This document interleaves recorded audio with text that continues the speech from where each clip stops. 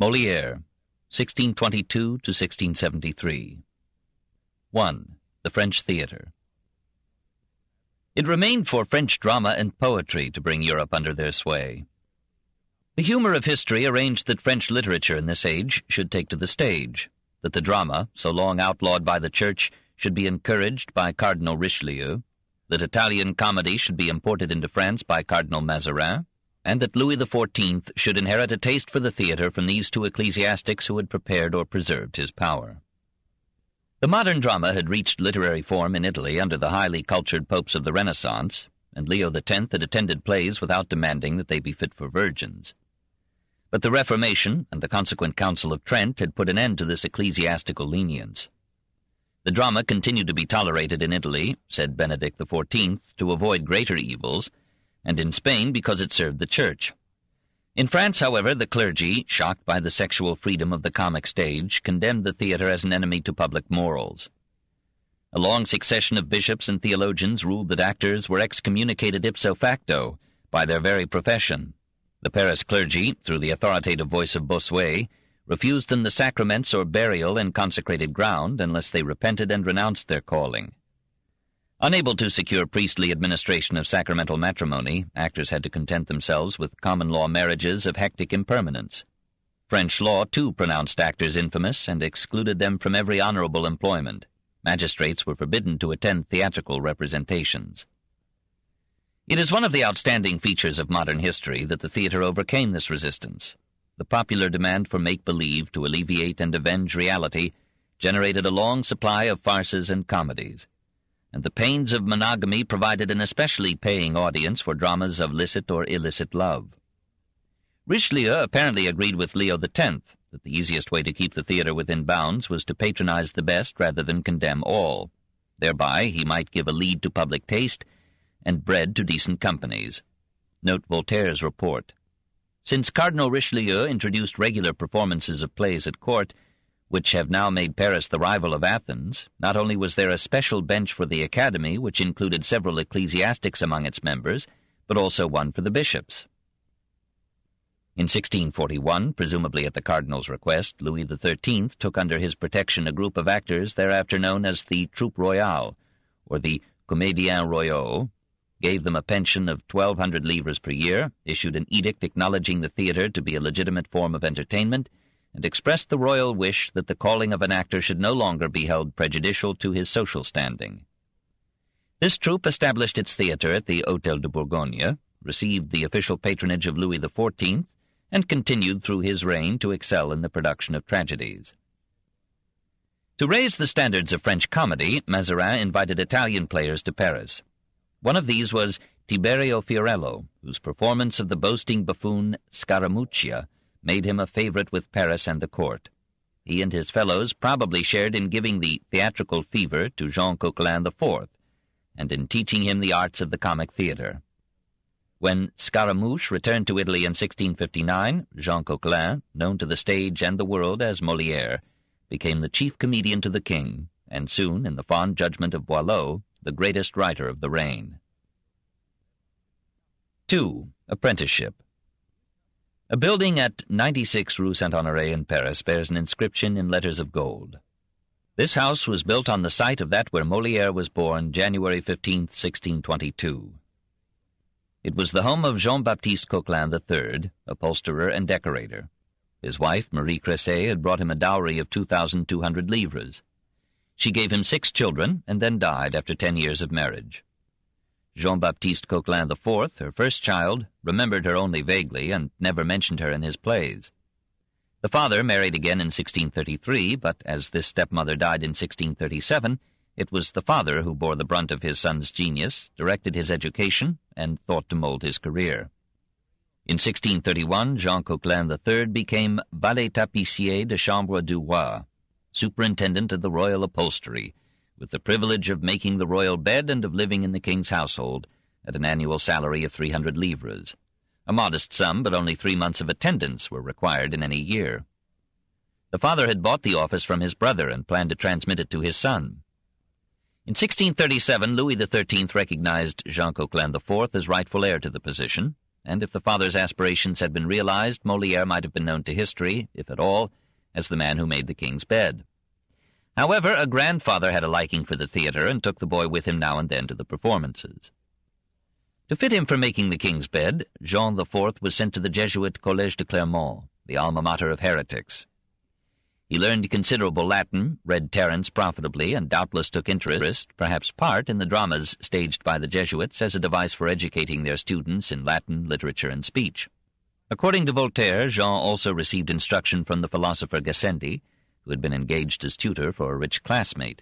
In any case, Jean learned much about Epicurus and translated a considerable portion of Lucretius's Epicurean epic, De Rerum Natura. Some lines in Le Misanthrope are almost a translation of a passage in Lucretius. It is probable that Jean, before ending his youth, had lost his faith. After 5 years at college, Jean studied law. He appears to have practiced briefly in the courts. For some months he followed his father's profession, this in 1642. In that year he met Madeleine Béjart, then a gay lady of 24. 5 years earlier she had been the mistress of the Comte de Modène. He graciously acknowledged the child she bore him and let his son act as godfather at the christening. Jean, now 20, was attracted by her beauty, her cheerful and kindly disposition. In all probability she accepted him as a lover. Her passion for the theatre joined with other factors in deciding him to turn his back upon upholstery, to sign away for 630 livres his right to succeed his father as a valet tapissier to the king, and to plunge into the profession of an actor in 1643. He left his father and went to live in the home of Madeleine Béjart. With her, her 2 brothers, and some others, he entered into a formal contract establishing the Illustre Théâtre, this on June 30th, 1643. The Comédie Française regards that contract as the beginning of its long and distinguished career. As was the custom with actors, Jean now took a stage name and became Molière. The new company hired a tennis court for its theatre, presented a variety of plays, and went bankrupt. In the year 1645, Molière was thrice arrested for debt. His father, hoping that the youth had been cured of stage fever, paid his debts and secured his release. But Molière reorganized the Illustre Théâtre and went off on a tour of the provinces. The Duc d'Épernon, governor of Guyenne, gave the company his support. In a wearing series of successes and failures, the troupe passed from Narbonne to Toulouse, Albi, Carcassonne, Nantes, Agen, Grenoble, Lyon, Montpellier, Bordeaux, Béziers, Dijon, Avignon, Rouen. Molière rose to be manager in 1650, and by 100 expedients kept the company solvent and fed. In 1653, the Prince de Conti, his old schoolfellow, lent his name and support to the players, probably because his secretary admired the actress Mademoiselle Duparc. But in 1655, the prince had a religious stroke and informed the company that his conscience forbade his connection with the theatre. Later, he publicly denounced the stage, and Molière in particular, as a corrupter of youth, an enemy to morality and Christianity. Gradually, amid these vicissitudes, the troupe improved its competence, income, and repertoire. Molière learned the art and tricks of the theatre. By 1655, he was writing as well as acting plays.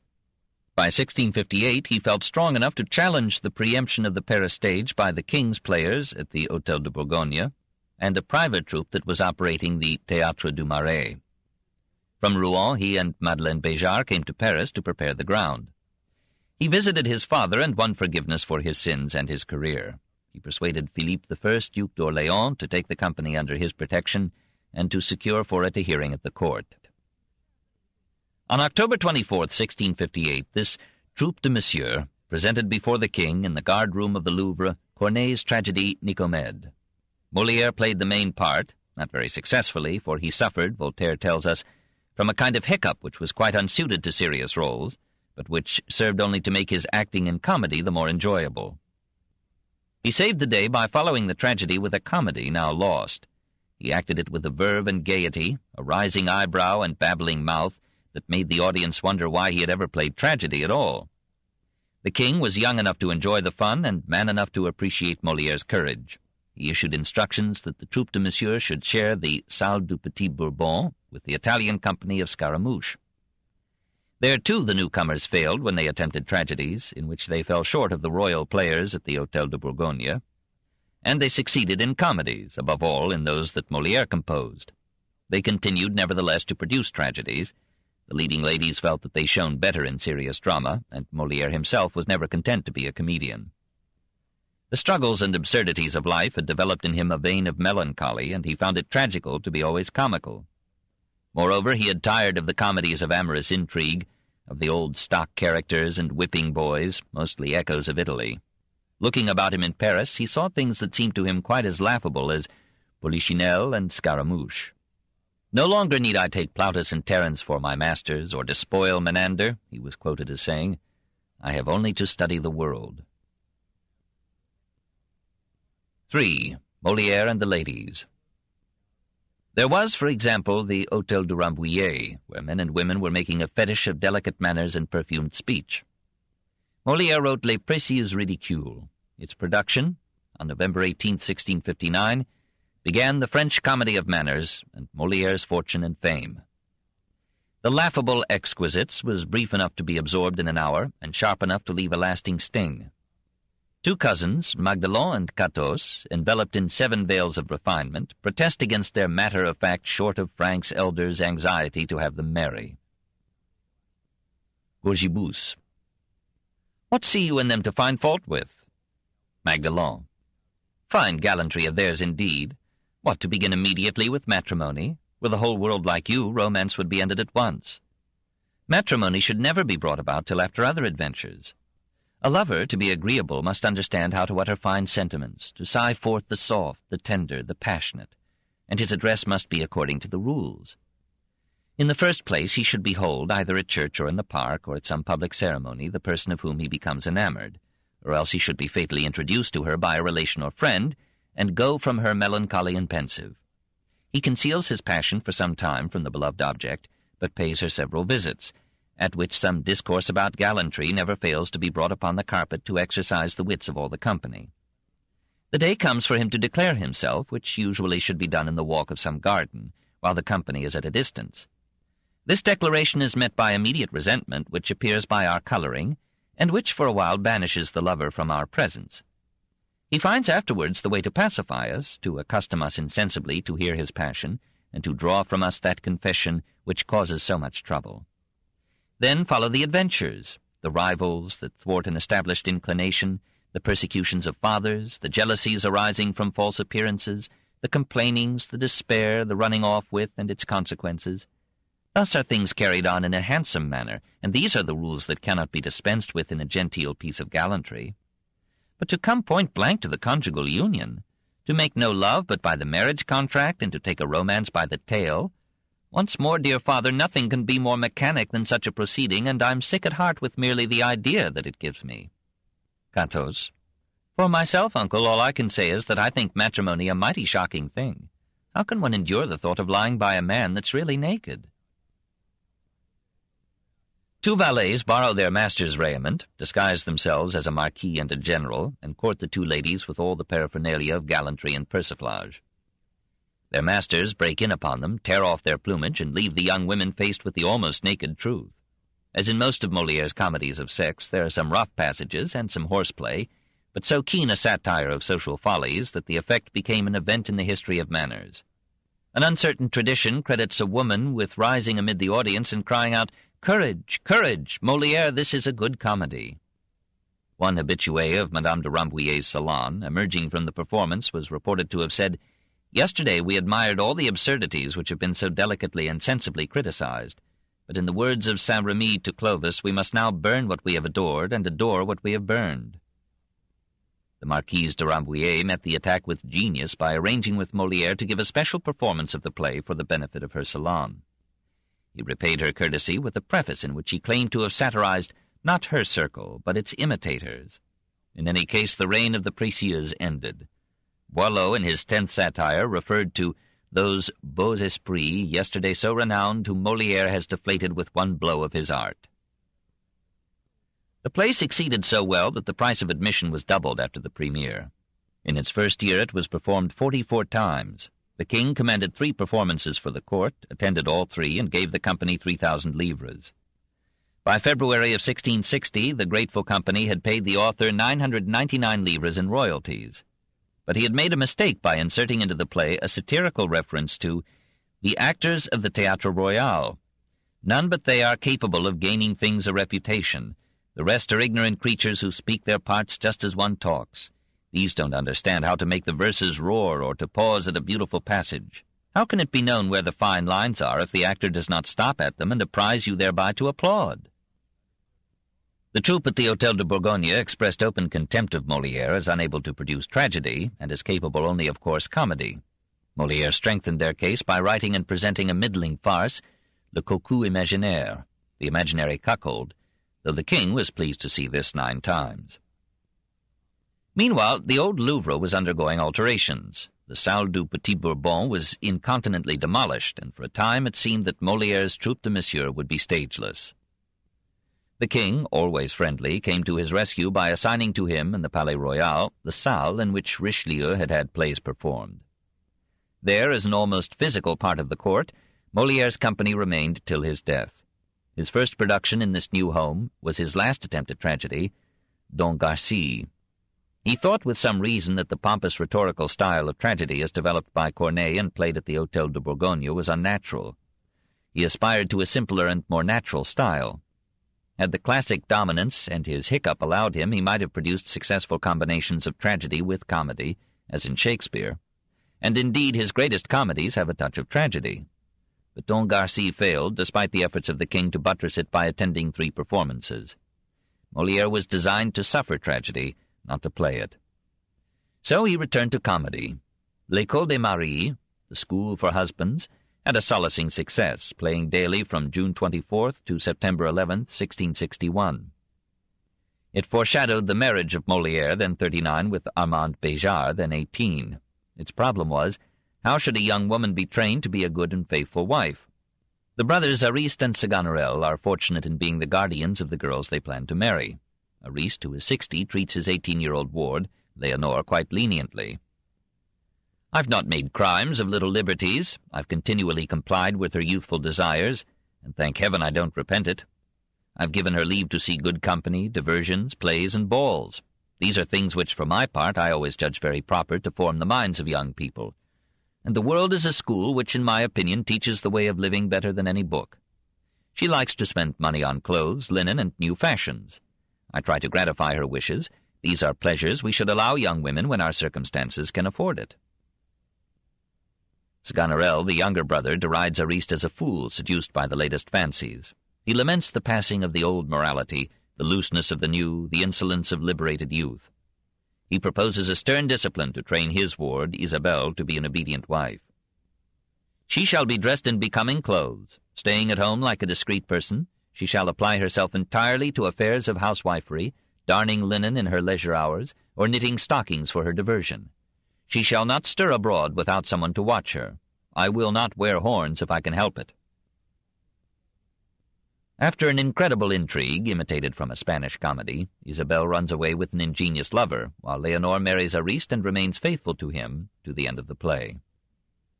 Molière was evidently debating with himself. On February 20th, 1662, now 40, he married a woman less than half his age. Moreover, Armande Béjart was the daughter of Madeleine Béjart, with whom Molière had cohabited 20 years before. His enemies accused him of marrying his own illegitimate daughter. Montfleury, leader of the rival troupe at the Hôtel de Bourgogne, wrote to Louis XIV to this effect in 1663. Louis replied by standing godfather to Molière's first child by Armande.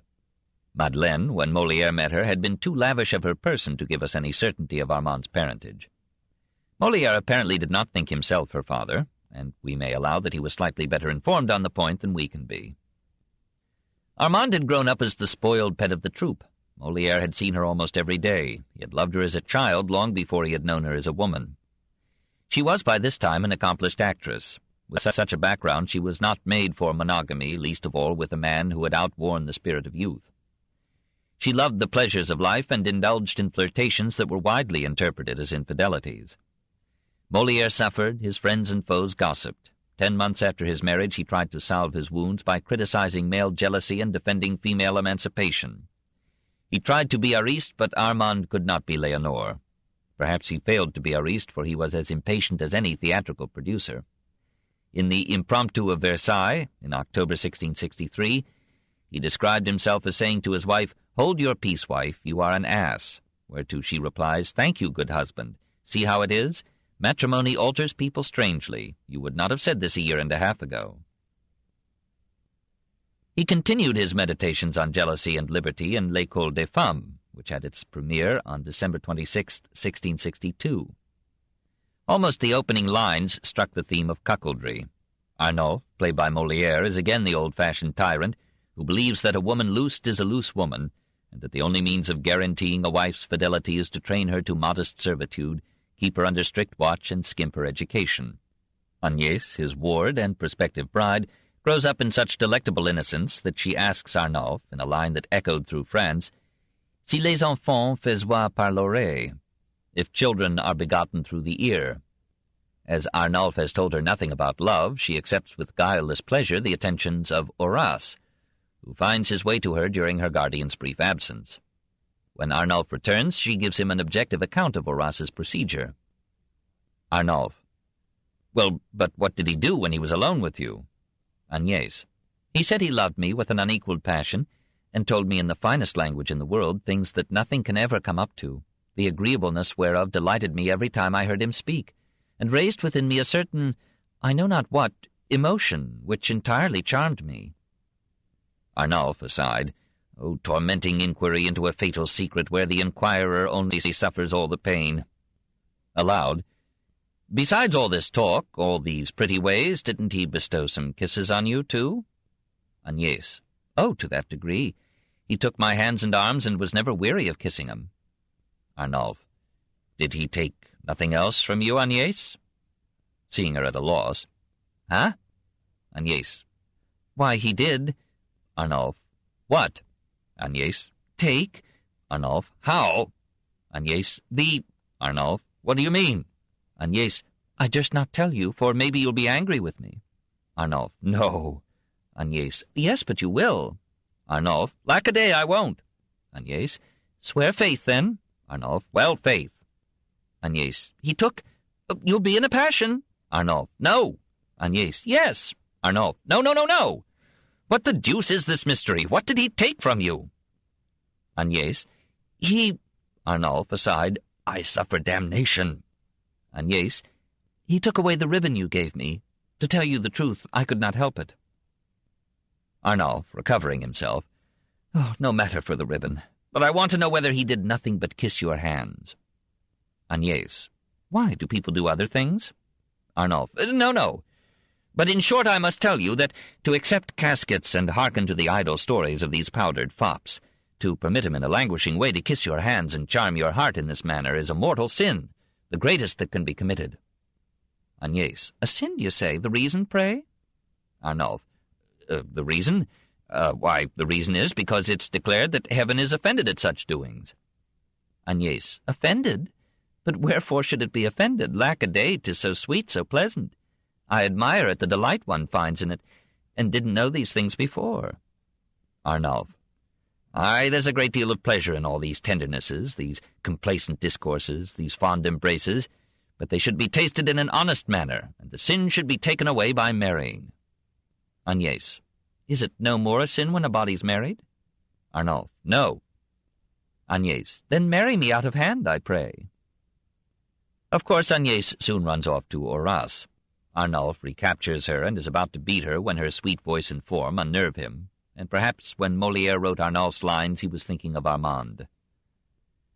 "That speech and that look disarm my fury, and produce a return of tenderness which effaces all her guilt. How strange it is to be in love, and that men should be subject to such weakness for these traitresses. Everybody knows their imperfection, they're nothing but extravagance and indiscretion. Their mind is wicked and their understanding weak. Nothing is more frail, nothing more unsteady, nothing more false, and yet for all that one does everything in the world for the sake of these animals." In the end she eludes him and marries Horace, and Arnulf's friend, Crisalde, consoles him with the thought that abstention from marriage is the only sure way of avoiding the growth of horns. The play delighted the audience. It was performed 31 times in its first 10 weeks, and the king was young enough to enjoy its laxity. But the more conservative elements at the court condemned the comedy as immoral. Procreation through the ear proved unpopular with the ladies. the Prince de Conti denounced as the most scandalous thing ever staged the second-act scene between Arnulf and Agnès, quoted above. Bossuet anathematized the entire play. Some magistrates called for its suppression as a threat to morality and religion. The rival troupe laughed at the vulgarities of the dialogue, the contradictions in characterization, and the hasty incredibilities of the plot.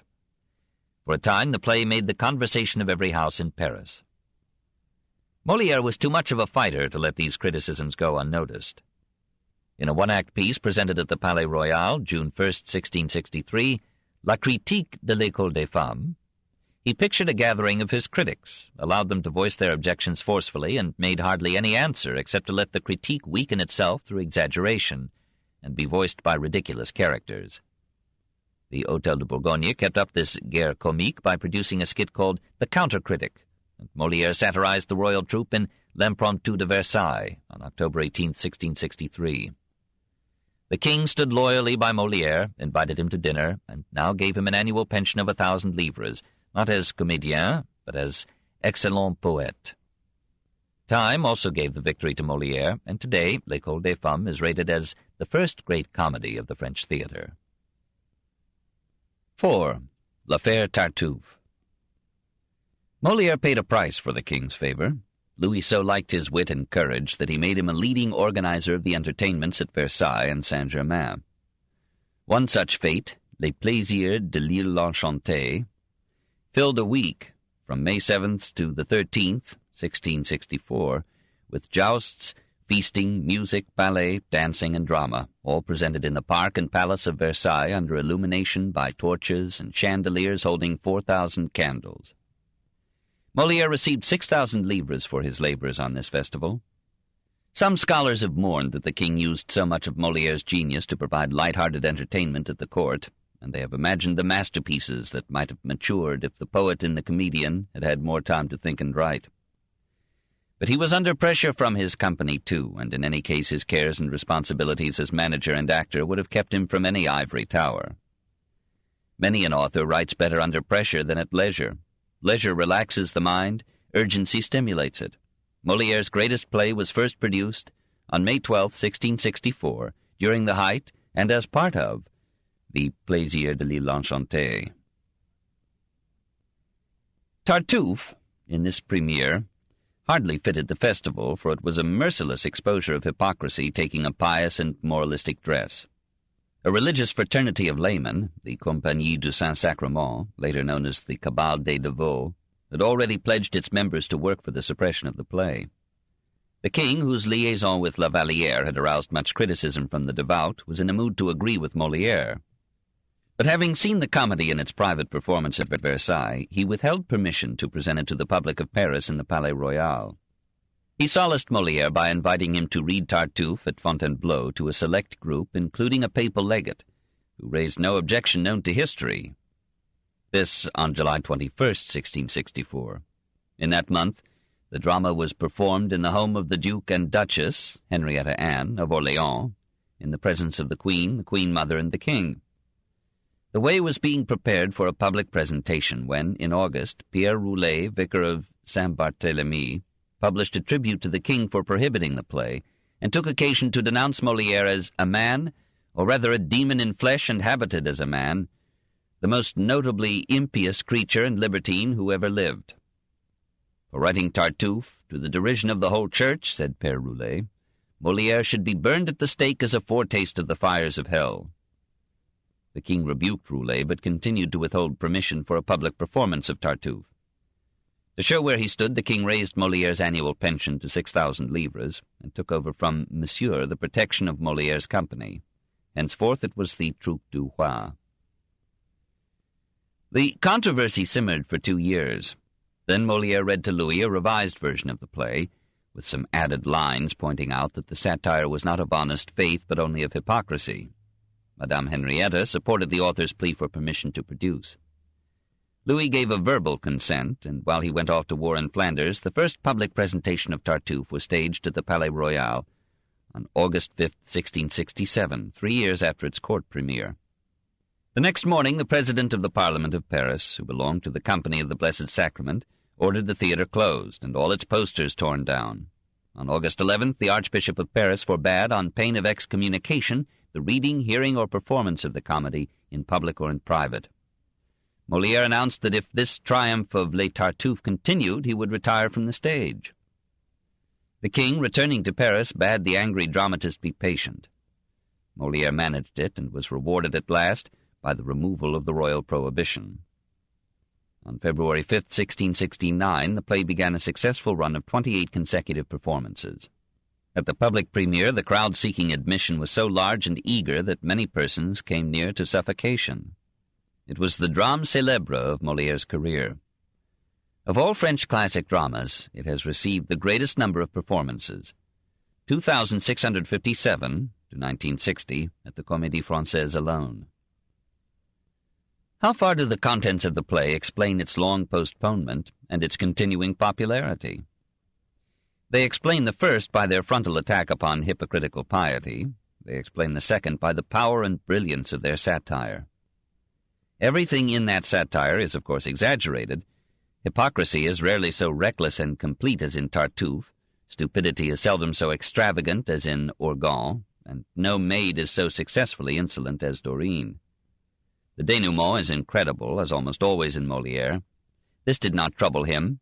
After he had presented his picture and indictment of hypocrisy, any deus or rex ex machina would do to untangle the plot into triumphant virtue and punished vice. Quite likely the satire was aimed at the Compagnie du Saint-Sacrement, whose members, even if laymen, undertook to direct consciences, to report private sins to public authorities, and to interfere in families to promote religious loyalty and devotion. The play twice referred to a cabal, evidently alluding to the Cabal des Dévots. Soon after the play's public premiere, the Company of the Blessed Sacrament was dissolved. Orgon, the rich bourgeois, first sees Tartuffe in church and is impressed. "Ah, had you but seen him, you would have loved him as well as I do. He came every day to church with a composed mien and knelt just near me. He attracted the eyes of the whole congregation by the fervency with which he sent up his prayers to heaven. He sighed and groaned very heavily, and at every moment he humbly kissed the earth. And when I was going out, he would advance before me to offer me holy water at the door. Understanding his lowly condition, I made him presents, but he always modestly would offer to return me part. At length heaven moved me to take him home, since which everything seems to prosper. I see he reproves without distinction, and that even with regard to my wife he is extremely cautious of my honor. He acquaints me who ogles her." But Tartuffe does not similarly impress Orgon's wife and children. His hearty appetite, his love for tidbits, his round paunch and rubicund face dull for them the point of his homilies. Orgon's brother-in-law, Cléant, begs him to see the difference between hypocrisy and religion. "As I see no character in life greater or more valuable than to be truly devout, nor anything nobler or fairer than the fervor of a sincere piety, so I think nothing more abominable than the outside daubing of a pretended zeal, than those mountebanks, those devotees in show who make a trade of godliness, and who would purchase honors and reputation with a hypocritical turning up of the eyes and affected transports." Orgon, however, continues to take Tartuffe at phrase value, submits to his guidance, invokes God's aid upon him when he belches, and proposes to give him in marriage his daughter Marianne, who violently prefers Valère. The real heroine of the piece is Marianne's maid Dorine, who, as in classic comedy, seems to prove that Providence has distributed genius in inverse ratio to money. Delightful is her reception of Tartuffe's first entry upon the stage. Tartuffe, seeing Dorine, speaks aloud to his servants. "Laurence, lock up my haircloth and scourge, and beg of heaven ever to enlighten you with grace. If anybody comes to see me, I am gone to the prisons to distribute my alms." Dorine, aside, "What affectation and roguery!" Tartuffe, "What do you want?" Dorine, "To tell you." Tartuffe, drawing a handkerchief out of his pocket, "Oh, lackaday, pray take me this handkerchief before you speak." Dorine, "What for?" Tartuffe, "Cover that bosom which I can't bear to see. Such objects hurt the soul and usher in sinful thoughts." Dorine, "You mightily melt, then, at a temptation, and the flesh makes a great impression upon your senses. Truly, I can't tell what heat may inflame you, but for my part I'm not so apt to hanker. Now I could see you stark naked from head to foot, and that whole hide of yours not tempt me at all." The next scene is the core of the comedy. Tartuffe tries to make love to Orgon's wife, Elmire, and uses pious language in his plea. His treachery is reported to Orgon, who refuses to believe it, and to show his trust in Tartuffe, he gives over to him all his property. Tartuffe resigns himself to accept it, saying, "Heaven's will be done in all things." The situation is dissolved by Elmire, who, having hidden her husband under a table, sends for Tartuffe, gives him a little encouragement, and soon lures him into attempts at amorous exploration. She pretends compliance, but professes scruples of conscience, which Tartuffe handles with expert casuistry. Evidently Molière had read and relished Pascal's provincial letters. Tartuffe: "If nothing but heaven obstructs my wishes, 'tis a trifle with me to remove such an obstacle. Heaven, 'tis true, forbids certain gratifications, but there are ways of compounding those matters. It is a science to stretch the strings of conscience according to the different exigencies of the case, and to rectify the immorality of the action by the purity of our intention." Orgon comes out from his hiding and angrily bids Tartuffe leave the house, but Tartuffe explains to him that the house, by Orgon's recently signed deed, belongs to Tartuffe. Molière, not very ingeniously, cuts this knot by having the king's agents opportunely discover that Tartuffe is a long-sought-for criminal. Orgon recovers his property, Valère gets Marianne, and the play concludes with a melodious paean to the justice and benevolence of the king. 5. The Amorous Atheist. The royal benevolence must have been strained by the next audacity of Molière. At the height of the war over Tartuffe, and while the Dévots were still in triumph over the suppressing of the play, he staged at the Palais Royal, on February 15, 1665, the Festin de Pierre, the Feast of the Stone Statue, telling in rollicking prose the already oft-told tale of Don Juan, and turning that reckless Casanova into an arrogant atheist. Taking the shell of the story from Tirso de Molina and others, Molière filled it with a remarkable study of a man who enjoys wickedness for its own sake and as a challenge to God. The play is an astonishing echo of the great debate that was embroiling religion with philosophy. Don Juan Tenorio is a marquis and acknowledges obligations to his caste, otherwise he proposes to enjoy any pleasure he has an itch for. His valet, Sganarelle, calculates at 1,003 the number of women whom his master has seduced and deserted. "Constancy," says one, "is only fit for fools. I can't refuse my heart to any lovely creature I see." Such an ethic craves a corresponding theology, so Juan, for his own comfort, is an atheist. His servant tries to reason with him. Sganarelle: "Is it possible that you don't believe in heaven?" Juan: "Forget it." Sganarelle: "That is, you don't." "And hell?" Juan: "Yeah." Sganarelle: "Likewise. And the devil, if you please?" Juan: "Yes, yes." Sganarelle: "Again, very little. Don't you believe at all in another life?" Juan: "Ha, ha, ha." Sganarelle: "Here's a man I'll be hard put to convert. But tell me, surely you believe in le moine bourru?" Literally, the surly monk, a pretended ghost used by nurses and mothers to frighten children. Juan: "Oh, plague on the fool." Sganarelle: "Now that I can't suffer, for there's nothing better established than this moine bourru, and I'll be hanged if he isn't real. But a man must believe something. What do you believe?" Juan: "I believe that 2 and 2 are 4, and that 4 and 4 are 8. Sganarelle: "A lovely creed and beautiful articles of faith. Your religion, then, so far as I can see, is arithmetic? As for me, sir, I understand full well that this world is not a mushroom that grew in a single night.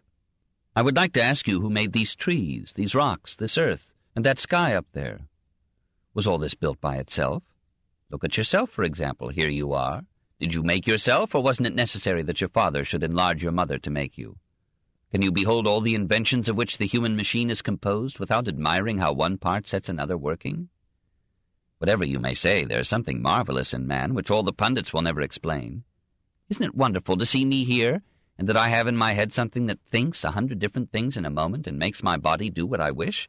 I want to clap my hands, raise my arm, lift my eyes to the sky, lower my head, move my feet, go to the right, to the left, forward, to the rear, turn. He falls while turning. Juan: "Good. Your argument has a broken nose." In the next scene, the tilt between Juan and religion takes another form.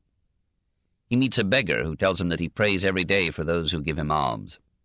"Surely," says Juan, "a man who prays every day must be very well off." "On the contrary," answers the beggar, "most often I have not even a piece of bread." Juan offers him a louis d'or if he will swear an oath. The beggar refuses. "I'd rather die of hunger." Juan is a bit startled by this fortitude. He hands over the coin, as he says, for love of humanity. All the opera-going world knows the denouement. Juan comes upon a statue of the commander whose daughter he had seduced and whose life he had taken. The statue invites Juan to dinner. Juan comes, gives him his hand, and is led into hell. The infernal apparatus of the medieval stage appears.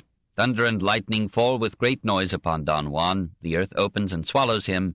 A vast fire rises from the spot where he has fallen. The first night's audience was shocked by Moliere's exposition of Juan's unbelief. It may have allowed that he had exposed Juan's worthless character as well as his lack of theology, that the Don had been revealed as a brute without conscience or tenderness, spreading deception and grief wherever he went, and it may have observed that the villain's victims were presented with all the author's sympathy. But it noted that the answer to atheism had been put into the mouth of a fool who believed in bogies more firmly than in God, and it was not mollified by Juan's final damnation, for it saw him descending into hell without a word of repentance or fear. After the premiere, Molière toned down the most offensive passages, but public opinion was not appeased. On April 18, 1665, Sieur de Rochemont, avocat en Parlement, published Observations sur une comédie de Molière, in which he described Le Festin de Pierre as truly devilish. Nothing more impious has ever appeared, even in pagan times, and the king was exhorted to suppress the play. While this noble prince devotes all his care to maintain religion, Molière is working to destroy it. There is no man so little enlightened in the doctrine of the faith who, having seen this play, can affirm that Molière, so long as he persists in presenting it, is worthy to participate in the sacraments or to be received into penitence without a public reparation. Louis continued his favor to Molière. The Festin de Pierre ran 3 days a week from February 15th to Palm Sunday, when it was withdrawn. It did not return to the boards till 4 years after the dramatist's death, and then only in a verse adaptation by Thomas Corneille, who omitted the scandalous scene quoted above. The original version disappeared. It was rediscovered in 1813 in a pirated edition that had been published in Amsterdam in 1683. Till 1841, the Corneille version alone held the stage, and in some editions of Molière's works it still replaces the original. 4. Meridian. Not content with the enemies that he had made, Molière proceeded to attack the medical profession. He had pictured Don Juan as being impious in medicine and rating medicine one of the greatest errors of mankind. He had discovered in person the deficiencies and pretenses of 17th-century physicians. He thought that doctors had killed his son by prescribing antimony, and he saw that they were helpless against his own advancing tuberculosis. The king, too, was rebelling against weekly purges and bleedings. According to Molière, it was Louis who prompted him to put the doctors on the grill. So, borrowing from old comedies on this ancient theme, he wrote in 5 days L'Amour Médecin. It was produced at Versailles on September 15, 1665, before the king, who was heartily amused. And it met with an hilarious reception when it was staged a week later at the Palais Royal. A woman is ill, 4 doctors are called in. They enter into private consultation, but discuss only their own affairs. When the father insists upon a decision and a remedy, one prescribes an enema, another swears that an enema will kill the patient. She gets better without medicine, which infuriates the doctors. "It is better to die according to the rules," cries Dr. Baïs, "than to recover contrary to them." On August 6, 1666, Molière presented another short piece, Le Médecin malgré Louis, as a merry prelude to Le Misanthrope, designed to offset the gloom of that paean to pessimism. It does not repay reading today. Molière hardly intended these satires on medicine to be taken seriously. We note that he kept on excellent terms with his own physician, Monsieur de Mauvillain, and that he interceded with the king to get a sinecure for the doctor's son in 1669. He once explained how it was that he and Mauvillain got along so well. "We reason with one another. He prescribes remedies, I omit to take them, and I recover." Still amid the battle over Tartuffe, Molière presented, on June 4, 1666, another satire hardly calculated to please either the public or the court. If action is the soul of drama, Le Misanthrope is rather a philosophical dialogue than a play. One sentence can tell the story. Alceste, who demands a strict morality and complete honesty from himself and all, loves Célimène, who favors him but relishes a multiplicity of suitors and compliments. To Molière, this is but a scaffolding for a study of morality. Should we always speak the truth, or should we substitute courtesy for truth in order to get along in the world? Alceste resents the compromises that society makes with the truth. He condemns the hypocrisy of the court, where everyone pretends to the loftiest sentiments and the warmest regards, while at heart each one is scheming for himself, is critical of all the rest, and uses flattery as a lever to position or power. Alceste scorns all this and proposes to be honest even to the point of suicide. Durant, a scribbling courtier, insists on reading his verses to Alceste and asks for sincere criticism. He gets it and vows revenge. Célimène flirts, Alceste reproves her, she calls him a prig. We almost hear Molière rebuking his gay wife, and indeed it was he who played Alceste and she Célimène. Alceste. Madam, will you have me be plain with you? I'm very much dissatisfied with your ways of behavior. I don't quarrel with you, but your disposition, madam, opens to the first comer too ready an access to your heart. You have too many lovers whom we see besieging you, and my soul cannot reconcile itself to this. Célimène. Do you blame me for attracting lovers? Can I help it if people find me lovable? And when they make delectable efforts to see me, should I take a stick and drive them out? Alceste. No, it is not a stick that you must use, but a spirit less yielding and melting before their vows. I know that your beauty follows you everywhere, but your welcome holds further those whom your eyes attract. And your sweetness to all who surrender to you completes in their hearts the work of your charms. The philosophical foil to Alceste is his friend Philinte, who advises him to adjust himself amiably to the natural defects of mankind, and to recognize politeness as the lubrication of life. The zest of the play lies in Molière's division of his sentiments between Alceste and Philinte. Alceste is Molière the husband who fears that he is a cuckold, and the valet tapissier du roi who, to make the king's bed, has to run the gauntlet of 100 nobles as proud of their pedigree as he is of his genius. Philinte is Molière the philosopher, bidding himself to be reasonable and lenient in judging humanity. Says Philinte Molière to Molière Alceste, in a passage which we may take as a sample of Molière the poet, My God, let us give ourselves less trouble about the manners of the age, and make some small allowances to human nature. Let us not examine it with so great rigor, but look upon its defects with some indulgence. This world requires a tractable virtue. One may be blameworthy by stress of wisdom. Right reason avoids every extremity, and would have us be wise with sobriety. That great stiffness in the virtues of ancient times too much shocks our age and common usage. It would have mortals too perfect. We must yield to the times without obstinacy, and 'tis an extremity of folly to busy ourselves in correcting the world. I observe, as you do, 1,000 things every day, which might go better taking another course, but whatever I may discover in every transaction, people don't see me in a rage like you. I take men with great calmness, just as they are. I accustom myself to bear with what they do, and I think that at court, as well as in the city, my phlegm is as much a philosopher as your bile. Napoleon thought that Philinte had the better of the argument. Jean-Jacques Rousseau thought Philinte a liar and approved Alceste's rigorous morality. In the end, Alceste, like Jean-Jacques, renounces the world and retires to a sterilized solitude. The play had only a moderate success. The courtiers did not relish the satire of their fine manners, and the pit could hardly enthuse over an Alceste who frankly despised everybody but himself. The critics, however, being neither of the pit nor of the court, applauded the play as a brave attempt to write a drama of ideas, and later pundits judge it the most perfect of Molière's works. In the course of time, when its pilloried generation was dead, it won public acceptance. Between 1680 and 1954, it had 1,571 performances at the Comédie Française, only less than Tartuffe and L'Avare. Unable to live in peace with the young wife to whom monogamy and beauty seemed a contradiction in terms, Molière left her in August 1667 and went to live with his friend Chapelain at Auteuil in the western end of Paris. Chapelain gently derided him for taking love so seriously, but Molière was more poet than philosopher, and, if we may believe one poet reporting another, confessed, "I have determined to live with her as if she were not my wife, but if you knew what I suffer you would pity me. My passion has reached such a point that it even enters with compassion into all her interests.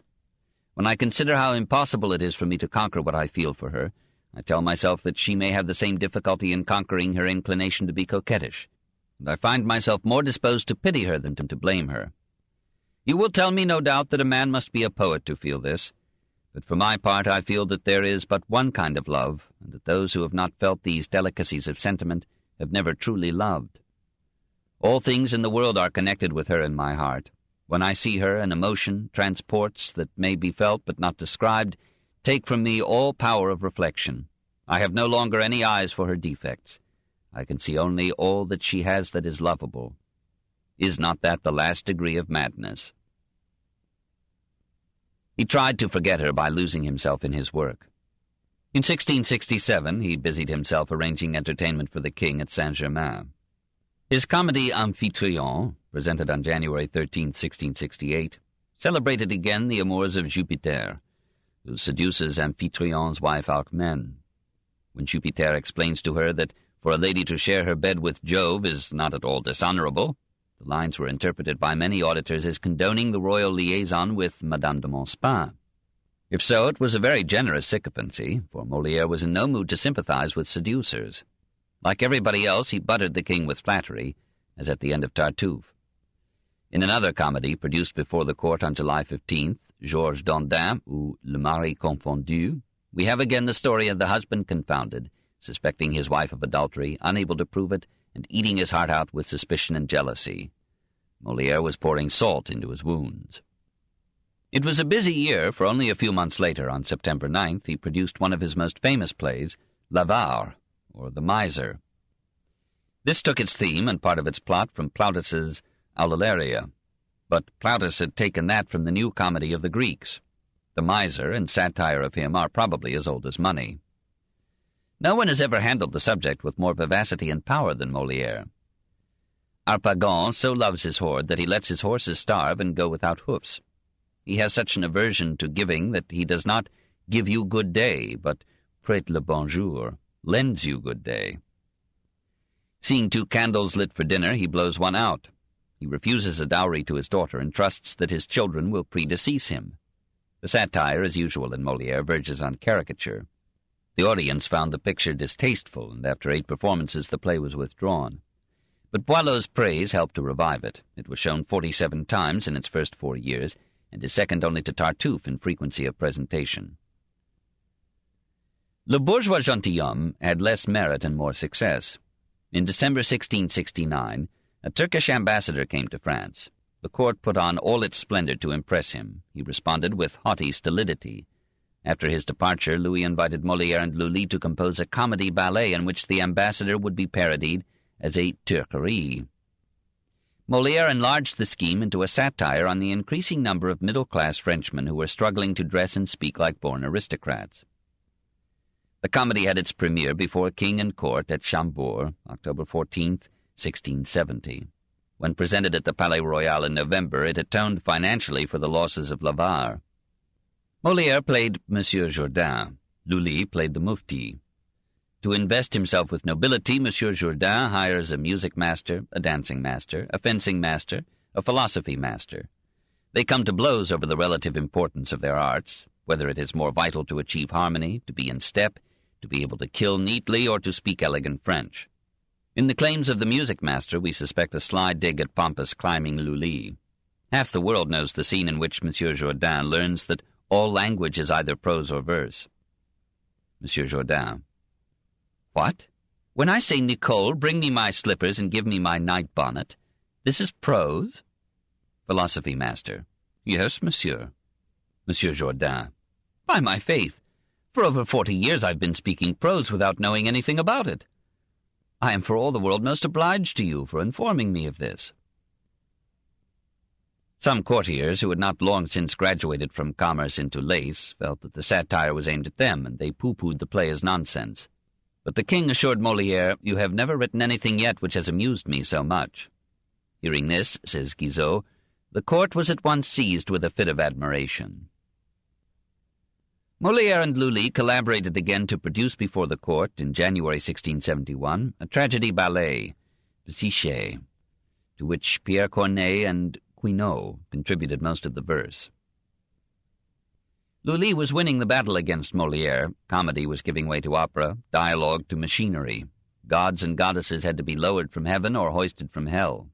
The stage at the Palais Royal had to be rebuilt for Psyché at a cost of 1,980 livres, but the production was a financial success. Romance, however, was not Molière's forte. He was more at home when roasting the absurdities of the age on the point of his wit. It seemed to him that a learned woman was an uncomfortable anomaly and an impediment to marriage. He had heard such women pruning vocabularies, debating niceties of grammar, quoting the classics, and talking philosophy. This, to Molière's ears, sounded like a sexual perversion. Moreover, two men, the Abbé Cotin and the poet Ménage, had been inveighing against Molière's plays. Here was a chance to prick them. So on March 11, 1672, he offered Les Femmes Savantes. Philomène discharges a maid for using a word condemned by the Academy. Her daughter Armande rejects matrimony as a disgusting contact of bodies rather than a fusion of minds. Trissotin reads his awful poetry to these admiring prudes. Badius riddles the poetry and presents more of his own and the same. Against all these, Molière defends Henriette, who abominates Alexandrines and wants a husband who can give her children instead of epigrams. Had Armande Béjart become a précieuse, or was Molière showing his age? 7. Curtain. He was only 50, but his hectic life, his tuberculosis, his marriage, and his bereavements had drained his vitality. The portrait by Mignard caught him at his prime. Large nose, sensual lips, and comically elevated eyebrows, but already a wrinkled forehead and wistful eyes. Moving in the vortex of the theatre from town to town and from day to day, dealing with high-strung prima donnas, a lively wife and a sensitive king, seeing 2 of his 3 children die, this was no primrose path to optimism, but an open road to bad digestion and early death. Understandably, he became a self-devouring volcano, melancholy, sharp-tempered, frankly critical, but sympathetically generous. His troupe understood him and was devoted to him, knowing that he used himself up to give it sustenance and success. His friends were always ready to do battle for him, above all Boileau and La Fontaine, who, sometimes with Racine, made with Molière Les Quatre Amis, the famous 4 friends. They found him well-educated and informed, witty but seldom merry, a Grimaldi on the stage, but in private sadder than Shakespeare's Jaques. After 4.5 years of separation, he returned to his wife in 1671. The child that resulted from this reconciliation died after a month of life. At Auteuil, he had lived on a milk diet prescribed by his doctor. Now he resumed his usual consumption of wine and attended late suppers to please Armande. Despite his increasing cough, he decided to play the leading role, Argan, in his final play, La Malade Imaginaire. This on February 10, 1673. Argan imagines himself inflicted with a dozen diseases and spends half of his fortune on doctors and drugs. His brother Bérald derides him. Argan: What must we do then when we are sick? Bérald: Nothing, brother. We must only keep ourselves quiet. Nature herself, when we let her alone, will gently deliver herself from the disorder she's fallen into. 'Tis our ingratitude, 'tis our impatience that spoils all, and almost all men die of their medicines, not of their diseases. To further ridicule the profession, Argan is told that he himself can become a doctor in short order and can easily pass the examination for a medical license. There follows the famous mock examination. First Doctor: Demandabo causam and rationem quare opium facit dormire. Argan: Quia est in eo virtus dormitiva, cujus est natura sensus stupefire. Second Doctor: Quae sunt remedia, quae in maladia, called hydropsia, convenit facere. Argan: Clisterium donare, postea bledare, afterwards purgare. Chorus: Bene, bene, bene respondere, dignus, dignus est intrare, in nostro docto corpore. Molière's death was almost a part of this play. On February 17, 1673, Armande and others, perceiving his fatigue, begged him to close the theatre for a few days while he regained strength. "But how can I do that?" he asked. "There are 50 poor workmen here who are paid by the day. What will they do if we don't play?" I should reproach myself for having neglected to give them their bread for a single day so long as I was able to act.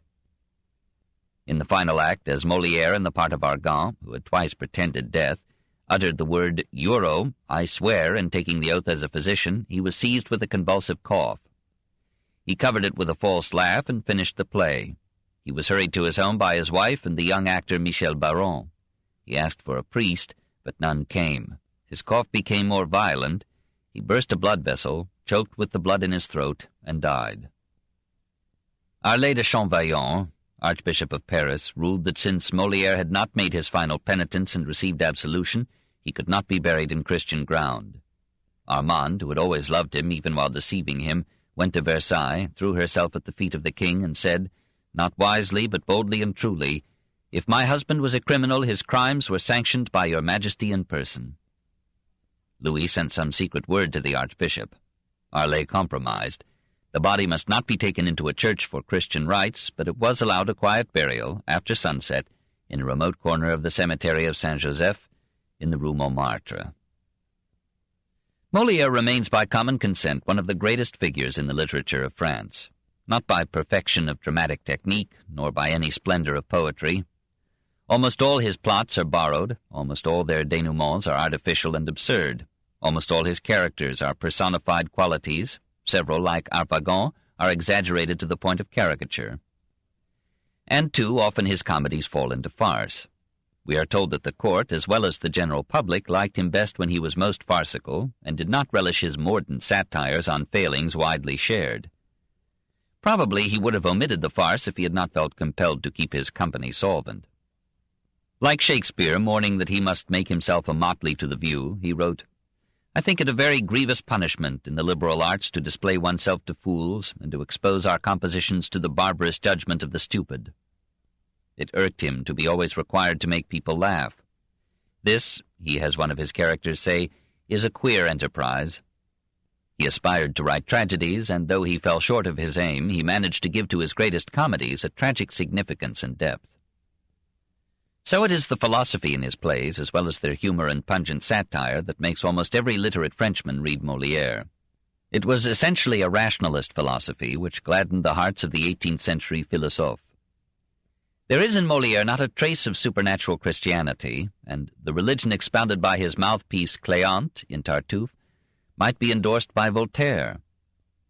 He never attacked the Christian creed. He acknowledged the beneficence of religion in innumerable lives. He respected sincere devotion, but he scorned the surface piety that put a weakly face on daily selfishness.